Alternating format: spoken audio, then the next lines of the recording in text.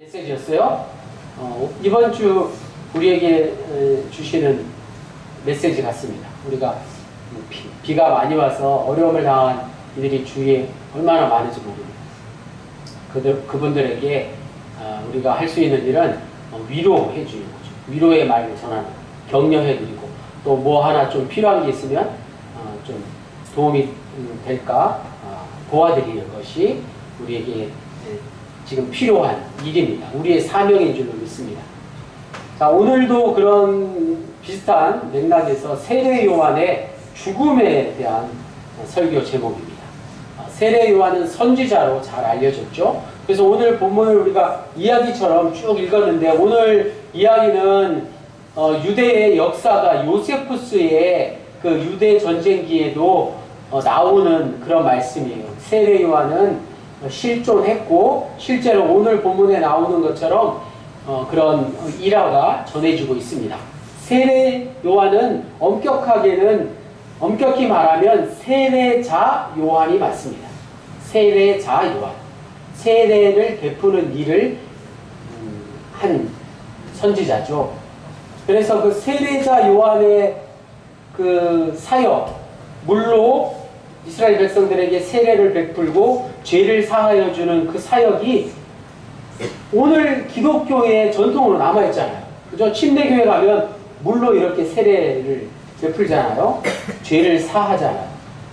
그런 전통이 어디에서 비롯됐다고요? 바로 세례자 요한, 세례 요한에게서 비롯된 것입니다. 세례 요한은 예수님과 동시대를 살았고 예수님의 탄생과도 같은 그런 이야기가 누가복음 말씀에 잘 나오죠. 세례자 요한은 예수님과 아주 당대에 예수님의 맞먹는 그런 사역을 감당한 선지자로 알려져 있어요.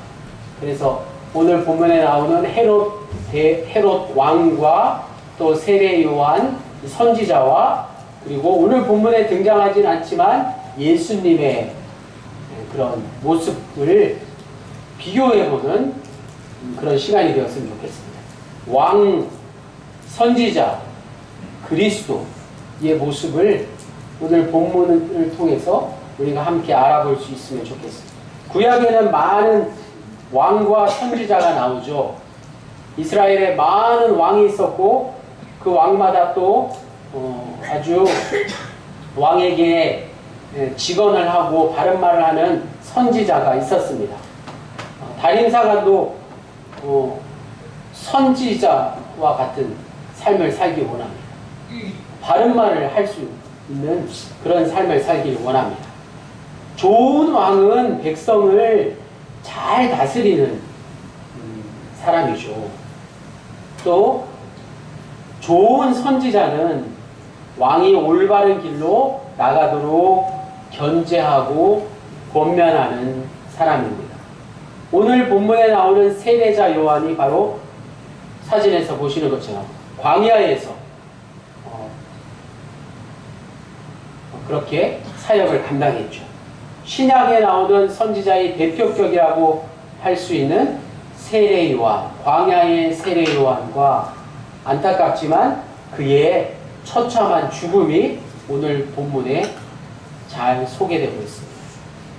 세례 요한의 머리를 접시에 담고 있는 헤로디아의 딸, 살로메라고 일컬어지는 헤로디아의 딸 사진입니다. 마가복음에는 세례 요한의 사역에 대해서 마가복음 1장 4절에서 6절에 아주 짧게 나오지만 세례 요한의 죽음에 대해서는 오늘 우리가 함께 읽은 본문에 어떻게 나와요? 길게 나와요. 세례 요한의 사역은 아주 짧게 3절 정도 나오는데 죽음은 13절이나 길게 나와요. 그만큼 세례 요한의 죽음의 의미가 크다고 말씀드릴 수 있습니다. 세례 요한은 예수님의 사역에 가장 큰 영향을 끼쳤다고 할 수 있습니다. 세례 요한의 삶과 죽음이 곧 예수님의 삶과 죽음을 미리 예언하는, 미리 보여주는 예포하는 것이었다고 말씀드릴 수 있습니다. 본문에 나오는 헤롯 왕, 헤롯은 영어의 히로 아시죠? 히로가 헤롯에서 나온 단어예요. 그래서 영웅의 아들이라는 뜻인데, 오늘 우리가 읽은 마가복음 6장 14절에서 29절에 나오는 헤롯 왕은 헤롯 안티파스, 헤롯 대왕의 아들입니다. 헤롯 안티파스는 갈릴리 지역과 베레아 지역을 통치했습니다. 그래서 예수님의 사역 일정과 같이 겹쳤죠. 그래서 예수님의 사역을 누구보다도 잘 알고 있었습니다. 헤롯 안티파스의 아버지 헤롯 대왕은 바로 예수님이 태어날 당시 유대에 있는 모든 어린 아이들, 2살 아래의 사내 아이를 모두 죽이라고 했던 바로 그 왕이었어요. 그는 유대인들의 환심을 사기 위해서 제3 예루살렘 성전, 세 번째 예루살렘 성전, 헤롯 성전이라고 부르면서 어마어마하게 화려하게 가장 크게 지은 바로 그 왕입니다. 그런데 그 헤롯 대왕의 아들들에게는 왕이 되고자 하는 그런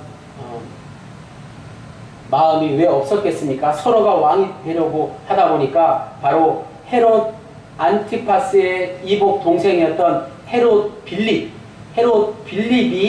먼저 죽음을 당하고 헤롯 빌립의 아내였던 헤로디아가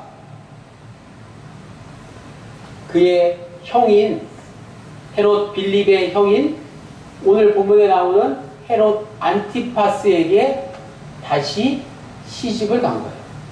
이상하죠? 이런 일이 있은 거예요. 그래서 세상 사람들은 수근수근 하지 않았겠어요? 그리고 그 이면에 헤롯 안티파스와 헤롯 빌립과 또 헤로디아의 그런 어떤 암투의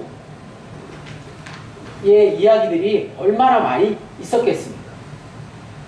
그런 이야기들을 우리가 다 알지는 못하지만 헤롯이 헤로디아에게 마음을 빼앗겼을 수도 있고, 거꾸로 헤로디아가 주도적으로 전 남편인 헤롯 빌립과 이혼한 후에 의도적으로 헤롯 안티파스와 결혼을 한 것인지, 정략적으로 서로의 이해관계가 잘 맞아떨어진 건지 다양한 상상이 가능하고, 그런 것들을 소재로 많은 영화와 오페라 같은 것들을 만들었어요.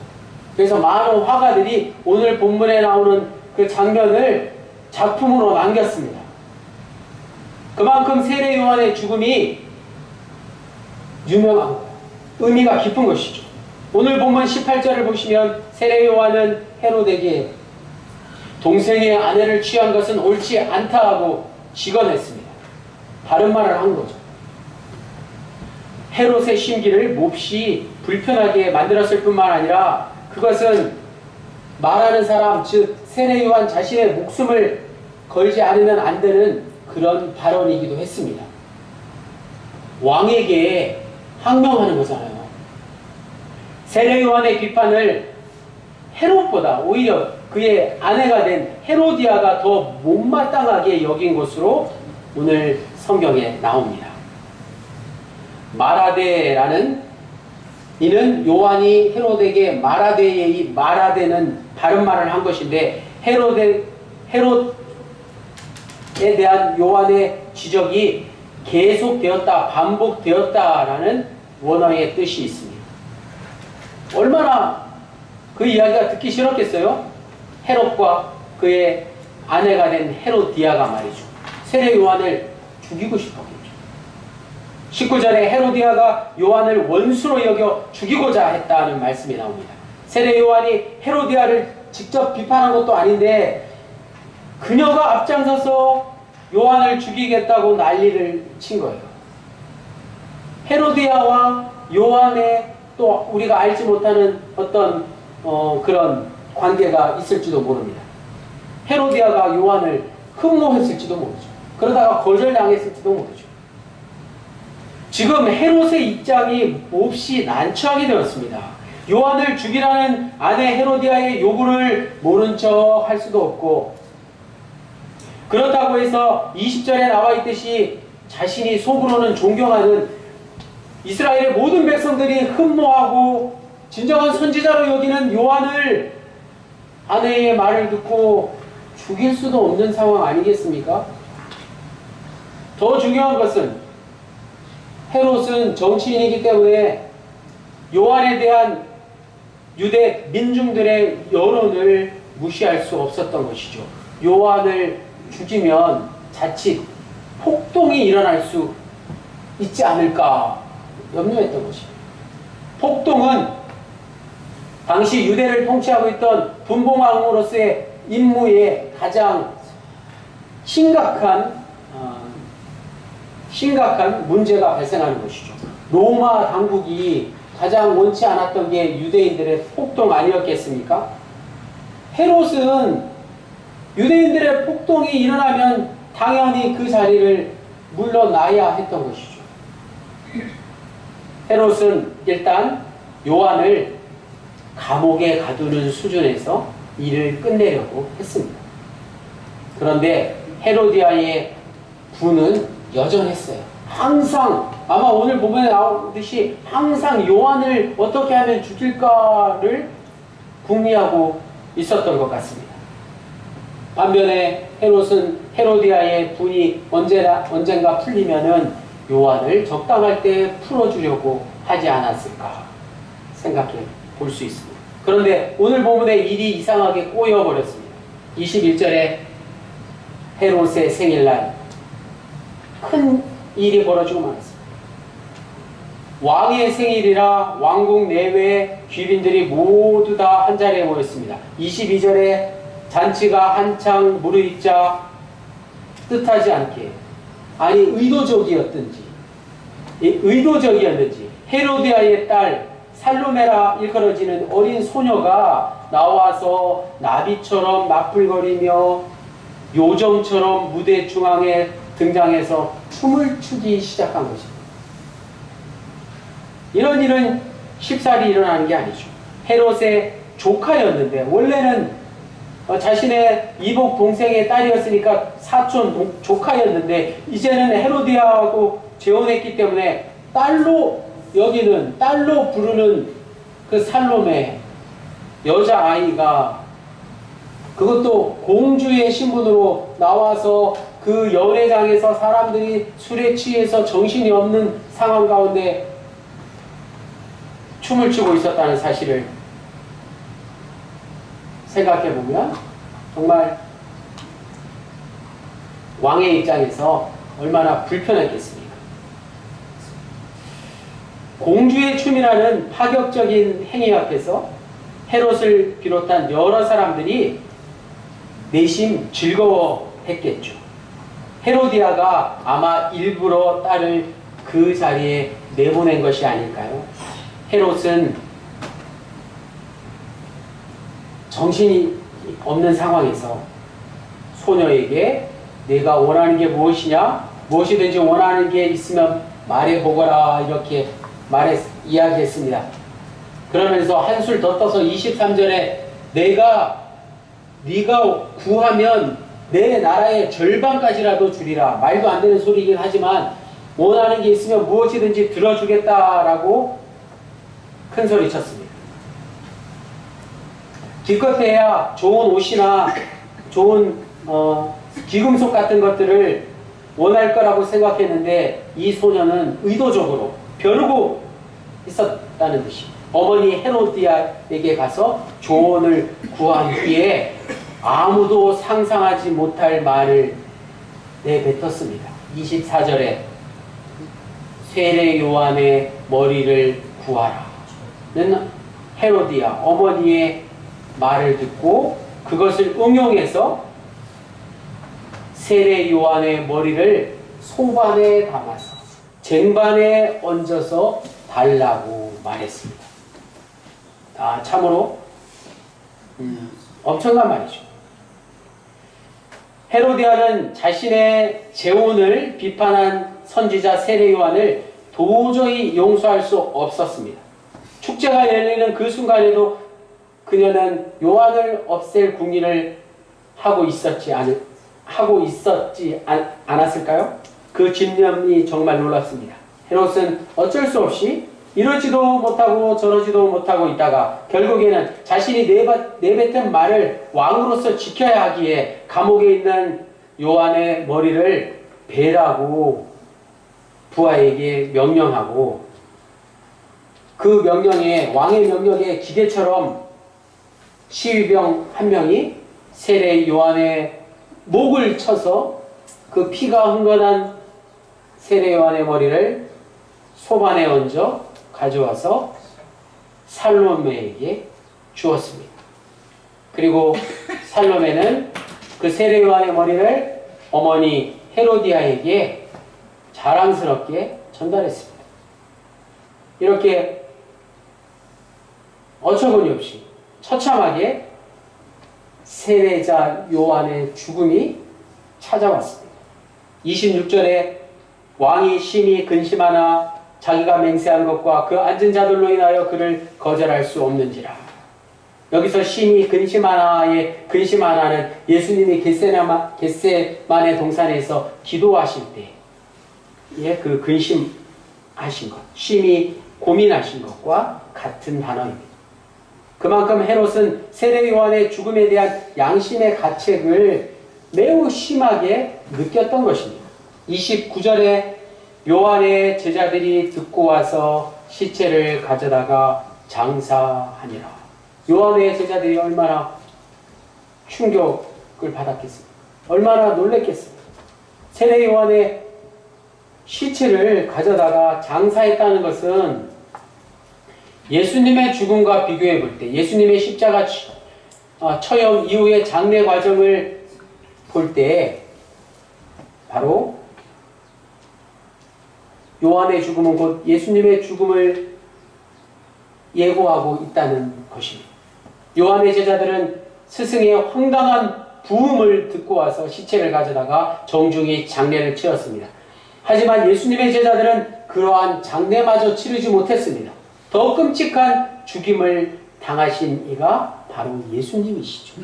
제자들이 다 도망가고 없었기 때문에 3명의 여인이 예수님에게 향유를 바르러 이른 새벽에 예수님의 무덤을 찾아가지 않았습니까? 예수님의 장례는 12제자가 아닌 아리마대 요셉이 주관했고, 사회적으로 가장 천시받던 세 여인이 향품을 들고 무덤 앞에 갔을 뿐이었습니다. 예수님의 제자들은 예수님이 죽는 순간까지, 그리고 부활의 순간까지도 예수님을 이해할 수 없었습니다. 그러나 부활하신 예수님을 경험한 제자들은 세례 요한의 제자들처럼 스승의 장례를 직접 치르지는 못했지만 그보다 훨씬 더 큰 일을 하고 만 것이죠. 우리가 아는 대로 예수님의 제자들은 모두가 다 흩어져서 예수님의 부활의 소식을 전하며 복음을 전하며 순교를 기꺼이 맞이했던 것입니다. 스승의 죽음과 같은 죽음을 스스로 자처했던 것입니다. 이러한 예수님의 죽음과 십자가의 죽음과 부활이 가능했던 이유, 예수님의 제자들이 예수님의 부활하신 주님의 그 복음을 들고 온 세상에 전할 수 있었던 것은 세례 요한의 죽음에서 가능했다는 것입니다. 세례 요한의 죽음을 통해서 예수님의 사역이 가능했다고도 말씀드릴 수 있는 것입니다. 예수님과 동시대를 산 세례 요한, 예수님과 같은 사역을 감당한 세례 요한이 죽지 않고 계속 같이 예수님과 동시대를 살며 사역했다면 예수님의 사역이 가능했을까요? 서로 간에 많은 충돌이 있었을 것입니다. 제자들 간에도 많은 어려움이 있었을 것입니다. 세례 요한은 그의 말대로 나는 새하고 그는 흥해야 할 것이다. 나는 그의 길을 예비하러 온 자일 뿐이다. 그의 말씀 그대로 사역했고 죽임을 맞이했다는 것입니다. 세례 요한의 죽음은 가장 위대한 선지자의 허무한 죽음을 통해서 그리스도의 길을 예비했다는 것이죠. 세례 요한의 가장 비참한 죽음에 대한 이야기는 바로 예수 그리스도의 십자가의 죽음을 암시하고 있다는 것입니다. 세례 요한의 죽음에 이미 하나님의 아들이신 예수님의 죽음이 포함되어 있다는 사실입니다. 오늘 본문은 그 사실을 우리에게 말씀하고 있습니다. 이 말씀을 통해서 오늘 우리가 살고 있는 이 시대를 생각해 보겠습니다. 이 세상은 여전히 왕과 선지자와 그리고 그리스도의 복음이 공존하고 있습니다.